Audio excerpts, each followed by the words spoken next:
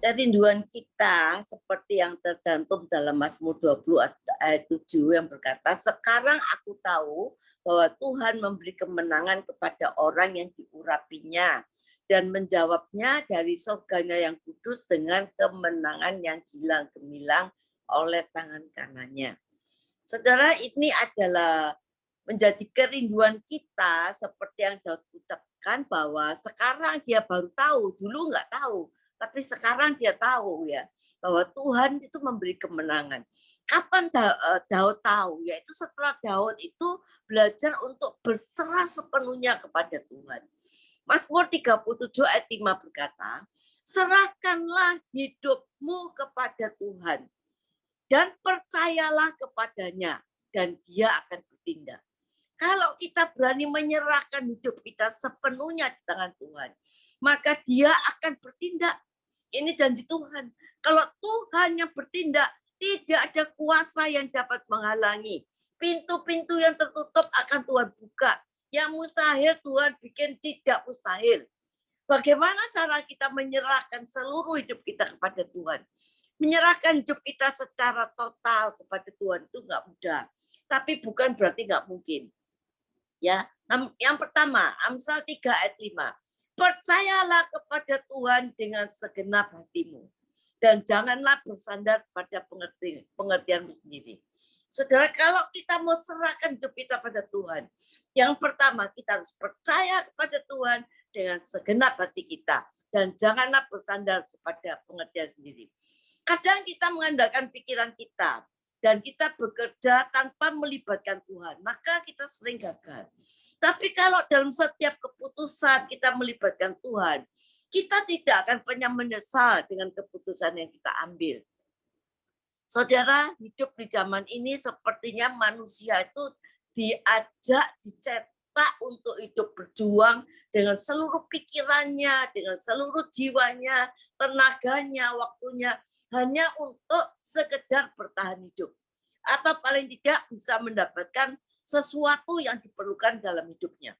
Kita coba untuk bisa survive, tapi yang terjadi kadang-kadang ketakutan, kekhawatiran, gelisah, stres, kegagalan, krisis dalam rumah tangga, penyakit datang, dan karena kita memakai kekuatan sendiri, walaupun kita menyebut orang percaya. Saudara, sosial media yang meluas membuat orang Kristen jauh dari Tuhan. Mereka nggak bisa lepas dari gadget, ya. Dan melihat berita-berita, akhirnya membandingkan dengan orang lain, dan kita berusaha untuk menjadi seperti orang lain itu. Yeremia 2 ayat 13 berkata, bahwa 2 kali umatku berbuat jahat meninggalkan Tuhan. Saudara, 2 kali umatku berbuat jahat meninggalkan Tuhan. Sumber air hidup itu. Dan dia menggali kolam bagi dirinya sendiri, yaitu kolam yang bocor yang tidak bisa menahan air. Artinya apa? Artinya semua yang dilakukan itu dengan kekuatannya sendiri sia-sia. Tidak bisa memberikan kebahagiaan dan sukacita. Ditulis mereka umatku meninggalkan Tuhan. Pakai hikmat dunia, ya, mau bertahan hidup, mengejar sesuatu lebih dan lebih lagi. Karena ketakutan menghadapi hidup ini. Kita ingat Ulangan 8 ayat 17 sampai 18 berkata mengingatkan kita, jangan pernah kita bilang kalau semua ini aku bisa lakukan, ini karena kekuatan tanganku. Ini karena kemampuanku untuk memperoleh ini, untuk memperoleh kekayaan, untuk memperoleh keberhasilan. Tapi haruslah kita ingat kepada Tuhan dan sadar bahwa Tuhanlah yang memberikan kepada kita kekuatan untuk memperoleh semuanya itu. Saudara, berkat Tuhanlah yang menjadikan kita kaya. Susah payah tidak ada gunanya.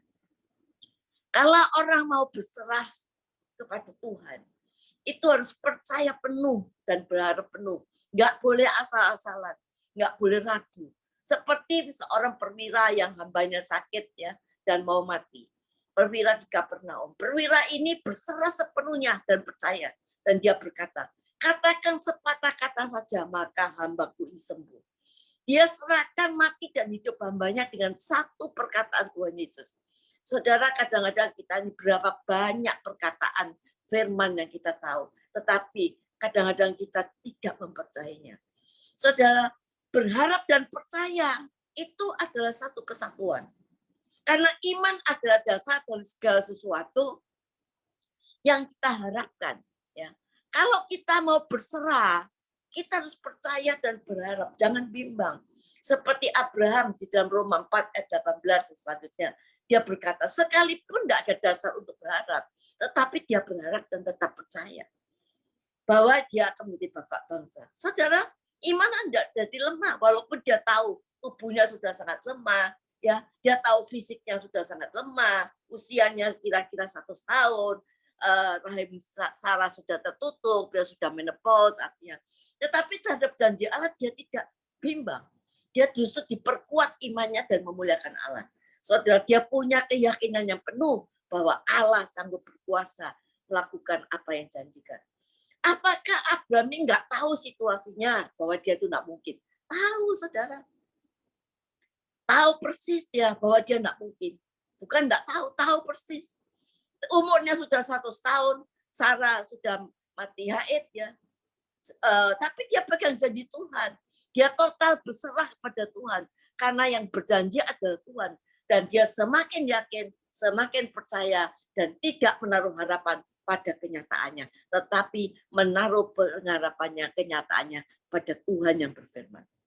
Saudara, jelas firman Tuhan mengatakan dalam Yeremia 17 ayat 5, dan semuanya sudah tahu ayat ini sering dikatakan banyak orang, yaitu terkutuklah orang yang mengandalkan manusia, yang mengandalkan kekuatannya sendiri dan yang hatinya jauh dari Tuhan. Ia akan seperti semak bulus di padang belantara dan tidak mengalami datangnya keadaan baik. Saudara, keadaan baik itu akan datang, tapi nggak pernah dialami, saudara. Karena mengandalkan manusia, ia tinggal di tanah angus di padang gurun, di negeri padang asin yang tidak berpenduduk. Artinya apa? Orang ini duduk dalam keadaan terkutuk. Tetapi dikatakan diberkatilah orang yang mengandalkan Tuhan, yang menaruh harapannya kepada Tuhan. Tuhan berkata, berfirman, ia akan seperti pohon yang ditanam di tepi air. Saudara, apa artinya ia seperti pohon ditanam di tepi air? Kata pohon itu sama air itu merupakan satu kebutuhannya. Kalau kita mengandalkan Tuhan, maka hidup kita ini diposisikan di satu tempat di mana kita memerlukan hidup kita. Seperti pohon itu memerlukan air. Dan Tuhan bilang ia akan seperti pohon yang ditanam di tepi air. Jadi kalau kita mengandalkan Tuhan, hidup kita ini diposisikan di tempat di mana kita memerlukan apa yang kita perlukan dalam hidup ini. Dan tidak akan kekurangan. Jehovah Jireh. Yang merambatkan akar-akarnya ke batang air dan tidak mengalami datangnya panas terik. Panas terik itu datang, kekeringan itu datang, tapi kita tidak mengalami. Tidak takut akan tahun panas kering, yang tahu tuh daunnya tetap hijau, tidak khawatir dalam tahun kering, dan tidak berhenti menghasilkan buah. Artinya jika kita percaya dan kita mengandalkan Tuhan, Tuhan pasti pelihara kita. Yang kedua, kita harus tahu, punya mental sebagai anak Tuhan, anak raja. Kalau kita punya mental sebagai anak, maka dikatakan di dalam Matius 6 ayat 31 sampai 34. Sebab itu janganlah kamu khawatir dan berkata apakah yang akan kami makan, apa yang aku minum, apa yang kami pakai. Makan, minum, pakai itu ada kebutuhan kita sehari-hari. Tuhan katakan jangan khawatir. Semua itu artinya apa yang kita mau makan, minum, pakai. Dicari bangsa-bangsa tidak mengenal Allah. Akan tetapi Bapakmu yang di surga tahu bahwa kamu memerlukan semua itu. Carilah dulu kerajaan Allah, maka semuanya itu akan ditambahkan padamu. Sebab itu jangan khawatir akan hari esok. Yang disebut ini adalah bicara masa depan. Karena hari esok itu mempunyai kesusahannya sendiri, kesusahan sehari cukup sehari. Saudara, ini orang Kristen yang tahu posisinya sebagai anak. Tidak akan khawatir karena kita punya Bapak yang menjamin hidup kita sampai masa depan kita. Yang banyak mikir itu justru bapaknya. Saudara kalau punya anak, tentu saudara mikir kalau anak ini makan apa. Ibu-ibu masak apa buat anak ini. Pakaiannya apa dibelikan. Sudah tidak cukup pakaiannya, besoknya lebih besar, dibelikan lagi dari bayi terus, belikan terus. Nggak cukup lagi dibelikan lagi, sepatunya rusak dibelikan. Yang mikir itu orang tuanya. Karena apa? Bapakmu tahu, yang di surga itu tahu. Jangan sampai kita punya mental anak yatim. Anak yatim itu anak yang nggak punya orang tua, ya, nggak tahu masa depannya bagaimana, apa harus dia makan, pakaian apa harus dipakai, karena dia nggak punya orang tua.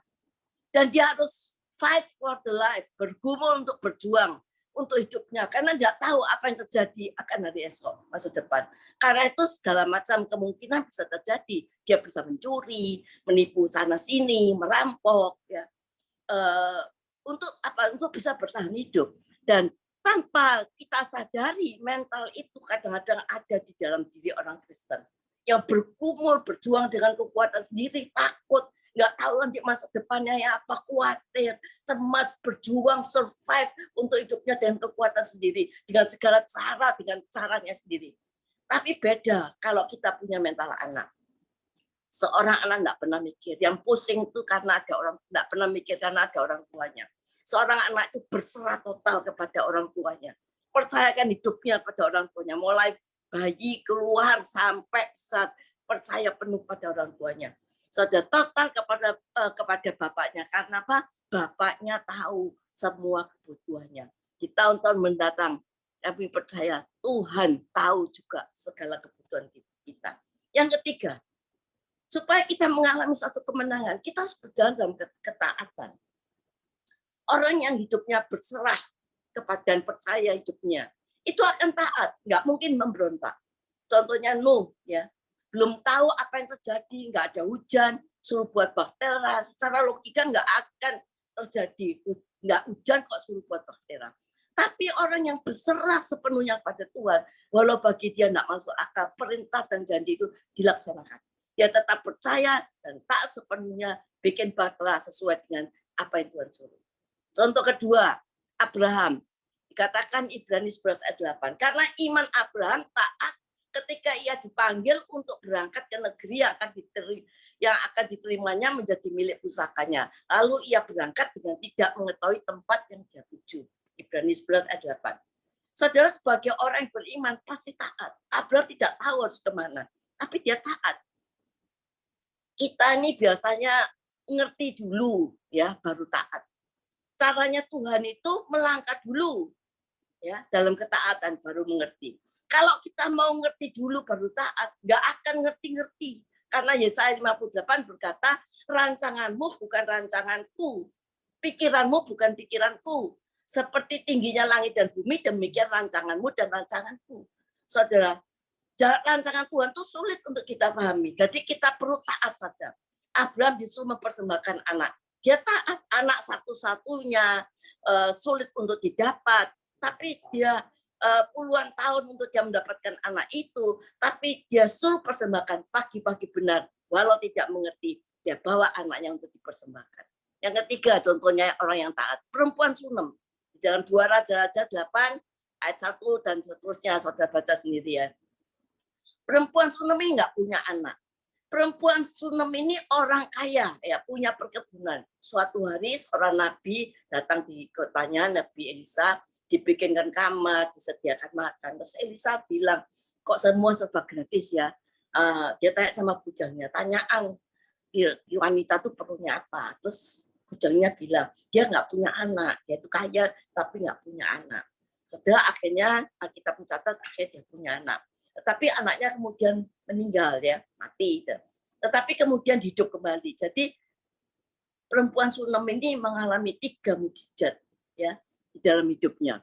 Setelah itu apa yang terjadi? Setelah anaknya hidup kembali, terjadilah suatu hari Elisa bilang sama ibu ini. Elisa berbicara kepada perempuan ini dan kepada ibu yang anaknya dihidupkan kembali ini, katanya, berkemaslah, pergilah bersama-sama dengan keluargamu. Tinggallah di mana saja engkau dapat menetap sebagai pendatang, sebab Tuhan telah mendatangkan kelaparan yang pasti menimpa negeri ini 7 tahun lamanya. 7 tahun, saudara. Dan disuruh pergi kemana aja, sekeluarga, karena ada kelaparan. Lalu perempuan ini apa? Berkemah setelah perempuan ini, dan dia pergi seperti yang dikatakan oleh Nabi anak abdi Allah itu. Padahal perempuan ini kaya. Kalau orang yang kekurangan disuruh pergi 7 tahun nggak apa-apa, nggak punya aset. Tapi ini perempuan Sunam ini punya aset, saudara. Tapi suruh ninggalkan, memang enggak gampang melakukan seperti itu. Tapi perempuan ini taat. Waktu dia pulang 7 tahun kemudian, asetnya hilang, diambil orang. Tapi orang yang taat itu Tuhan buat jalan. Perempuan ini ketemu sama Elisa. Elisa cerita kepada raja, ini loh orang yang tak ceritakan ini, perempuan ini. Saudara, ketaatan itu adalah berkat. Orang ini betul-betul yang berserah pada Tuhan. Dan akhirnya wanita ini mendapatkan semua apa yang dia hilang itu, semua dikembalikan kepadanya. Saudara, jangan cuma bilang saya percaya. Jangan cuma bilang, oh saya sudah ke gereja, saya sudah dengar firman, sudah dengar ibadah. Semuanya itu baik, nggak jelek. Tapi kalau khotbah-khotbah yang kita dengar itu sebatas info, ya pengetahuan, itu nggak ada gunanya, saudara. Kita harus belajar dengan taat. Bagaimana seorang Nabi Yunus, bahkan Nabi Yunus ini seorang nabi dengan suara Tuhan tidak taat, saudara. Yang keempat, kita harus senantiasa bersyukur dan memuliakan Tuhan. Berserah total itu pasti hidupnya penuh ucapan syukur dan memuliakan Tuhan. Lihat Ayub. Ayub itu anaknya mati, ya. Hewannya juga mati, saudara. Dan dikatakan dia kena penyakit. Penyakitnya itu sampai dia kalau menggaruk gatalnya itu pakai beling, saudara. Tapi dia memuliakan Tuhan, ya. Dia menyerahkan apa? Dia menyerahkan hidupnya itu menjadi miliknya Tuhan. Di firman Tuhan mengatakan, maka berdirilah Ayub lalu mengoyakkan jubahnya, mencukur kepalanya, kemudian sujudlah dia dan menyembah kepada Tuhan. Saudara, dan dia berkata, dengan telanjang aku keluar dari kandungan ibuku, dengan telanjang juga akan kembali kepada dalamnya. Tuhan yang memberi, Tuhan yang mengambil. Terpujilah nama Tuhan. Saudara, ini Ayub bukan dalam keadaan diberkati, dia dalam keadaan sangat menderita. Anaknya mati, ternaknya mati, kena penyakit, menggaruk badannya pakai beling karena gatal.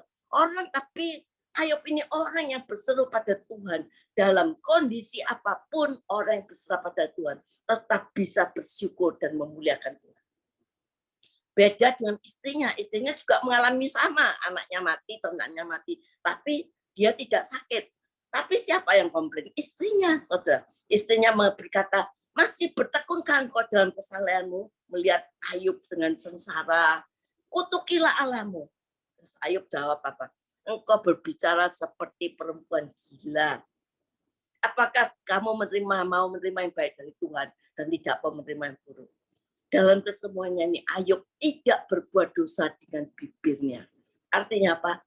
Dalam kondisi seperti ini, dalam kondisi yang sangat sulit bagi Ayub sekalipun, tetapi dia tetap bersyukur dan memuliakan Tuhan. Orang yang suka ngomel, bersungut-sungut adalah tanda orang yang belum bisa berserah total kepada Tuhan. Saudara, sejauh kaki kita melangkah, kita pasti akan sampai kepada tujuan. Demikian pula sejauh doa dan ucapan syukur kita naikkan, Tuhan pasti memberi jawaban.